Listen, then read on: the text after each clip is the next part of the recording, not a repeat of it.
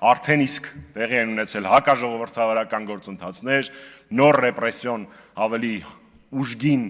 պրոցեսներ եւ նույնիսկ նաեւ դատավճիռներ, որոնք նույնպես կարող էին ներառված լինել այս հայտարարության մեջ։ Հենց այդ պատճառով ենք մենք ասում, որ Նիկոլ Փաշինյանին իշխանությունից հեռացնելը անհրաժեշտ է իրականացնել օր առաջ։ Դրա համար միակ գործիքը իմպիչմենտն է եւ հենց այդ տրամաբանությամբ մենք ներկայացրել ենք եւ նախաձեռնել ենք իմպիչմենտի գործընթաց։ Նշենք, որ իմպիչմենտի հիմնական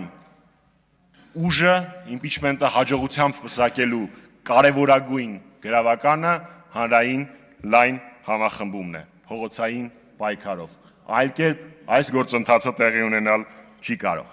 Հունիսի 7-ին, երբ այս գործընթացը նախաձեռնվեց,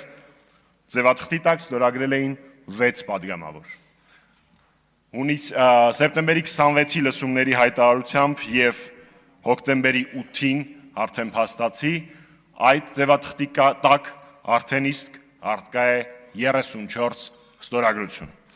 Անցյալ շաբաթ ես հանդիպել եմ Հայաստանի Հանրապետության ազգային ժողովի անկախ պատգամավոր Հովիկ Աղազարյանի հետ քննարկելու համար իմպիչմենտի գործընթացը եւ Հովիկ Աղազարյանի ու Հակոբ Ասլանյանի մասնակցությունը այդ գործընթացին։ Այս պայդրությամբ կարող եմ հայտարարել,